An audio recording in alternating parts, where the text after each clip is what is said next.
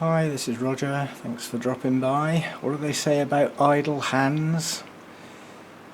My plans had to change for this weekend, so I ended up with very little to do today. Had a nice barbecue yesterday, which that was a nice surprise. I just got a text mid-morning, barbecue lunchtime, round my niece's, so away I went. Pleasant afternoon. Burgers and all that sort of stuff, and some beers in the, well, some sunshine. I wouldn't say it was a sunny afternoon, but we did see the sun. And yeah, and today I was supposed to be travelling instead of yesterday, and that got changed. And my sister said, do you want to come for a walk with the dog? So went out for a nice long walk, saw some nice scenery, and that was nice. And then did my watering, and then sort of started to twiddle my thumbs. And when I twiddle my thumbs, I start thinking. And I just thought, I'm changing this round.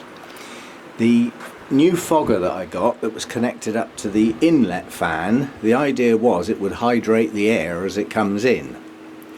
But basically, on a day like today, it's not getting warm enough for the extractor fan and the inlet fan to fire. So that nice new fogger's sat there doing nothing. And I thought that's a bit of a waste, because it's a good one. It generates a lot more mist than the other two do. So I thought, well, hang on, how can I wire that in? If I wire it in with these two, then whenever these two fire, that one will as well. But unfortunately, all the electrical connections for these two are behind me, yeah? And I wanted it over there. So I had to start thinking, and it suddenly dawned on me, the little hydrostat that sits up here that controls those two foggers, the one that's never got a true reading on it, I got that to replace the other one that never had a true reading on it, because I thought it was broken, when in actual fact it wasn't. It's just the way they work. You know, the little algorithm in there that tries to combine temperature and humidity and give a reading just isn't very good. It's as simple as that.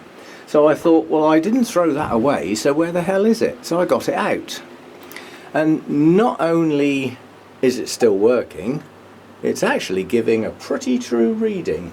I mean, I trust that one. That says 25 degrees at 71%. That one's just got a burst of fog on it because the actual sensor's up here.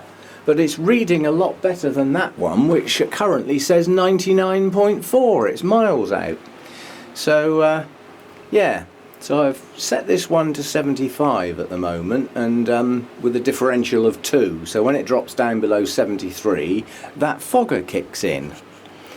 So it's useful. And I've fiddled around with the nozzle, tried it in different directions. And where I've got it now, because of the circulating fans, when it fogs, it comes over here and does this bit. So that's the telumnias and things that are here. But then as the circulating fan hits it, pushes it back, which is exactly what I wanted. And it gets right over into that corner, which was never getting any mist at all. So that lot now gets misted. And as the circulating fan hits it again, it pushes it back and it drops down through here. So some of this is getting misted. I had to rearrange the plants. The Nobiles are virtually done, and they're my tallest plants. So by moving them onto that shelf, they don't touch the roof anymore. And then I put my clay pots up there so that I've got easy access to them, and rearranged a few of the shelves. Oh, you'll enjoy that. That's my sweet memory. That spike's pushing on. I only noticed that because I've just moved the plant. Yeah, so I've been fiddling with stuff. Bit of wiring, industrial injury. You know what I'm always saying about cut away from you? Well, that also applies to pointy scissors. Don't get your fingers in the way. They go straight in, no trouble. You know, no hesitation. Nice big hole, nice and clean. Lots of red stuff. The only red stuff I want now is in a glass, which I'm just about to get to. Yeah, so that, if you just watch the fogs, it heads towards us. That's because the circulating fan's not actually hitting it. And then as the fan gets round, it pushes it over backwards and it drops down into that corner. That's brilliant. So it now is it's much more useful where it is now. And I also needed to be able to get at it to be able to lift this bit off and fill it up with water when it gets low. So yeah, I'm pleased with that. Fiddled with some wires, and I even moved this little fan because that fan was here. So it was sort of blowing along the front edge here. So I moved that across a bit, so that now comes through here. Yeah, so that's moving that air, because those little fans stay on all the time. Yeah, so a little fiddle. And while I was in here fiddling, I was also thinking shade netting. Now that long edge, well, both edges actually, have always had 2 layers of shade netting through the summer into the autumn. And I've always left 1 layer on for the winter. Well, as you know, this winter I cleared that down to absolutely clear glass, because the sun goes behind that tree, it's filtered, and it's very weak UK sun in the winter, so I risked it with no shade netting. But obviously as we got towards the end of March, the sun starts getting stronger, so I put 1 layer back on. At first I was putting it on sunny days and then taking it off in the evening and only putting it back up on sunny days, so it was like temporary. But now it's up there for good. And I was just thinking about putting the 2nd layer on. And do you know what? I'm going to risk it. This end doesn't get the sun till about 10:30 in the morning, which means up till about 10:30, from whatever, 5 o'clock, midsummer, that's over 5 hours of quite heavy shade with 2 layers on.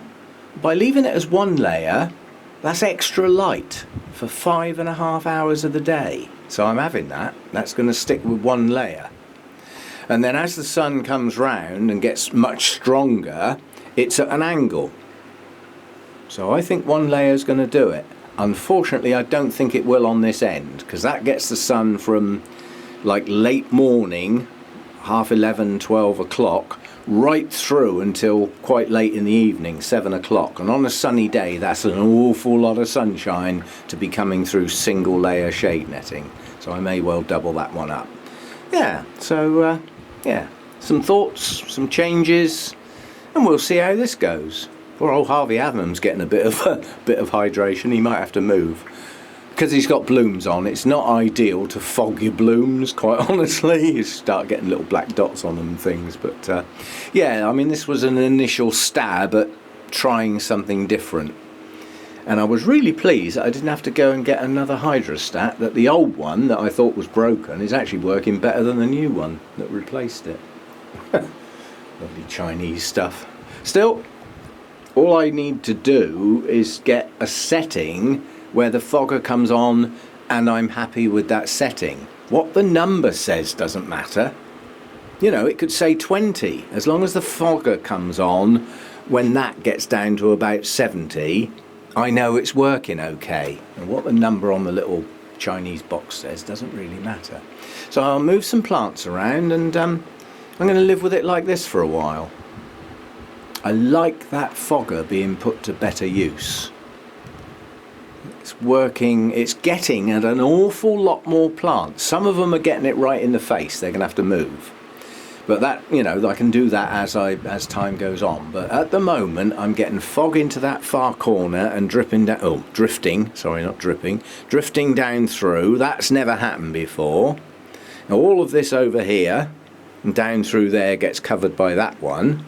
And this one gets that lot and down through. So I'm getting an awful lot more mist in here now. The test will be on a hot sunny day, obviously. I mean, it's a bit of sun, bit of cloud today, but the test will be on a hot day when there's no cloud, and we'll see how they do. That's got to be better than it was. Okay, tea time. See you next time then, and I hope everybody had a nice Easter. And we've still got some more to go, and most of us have got tomorrow as a holiday. I know everybody hasn't, but I certainly have. And it'll be a travel day. I'm up at the crack of dawn to go and fetch my daughter. And then we'll have a go at the garden, perhaps. Knowing my luck, it'll rain, you know. See you next time.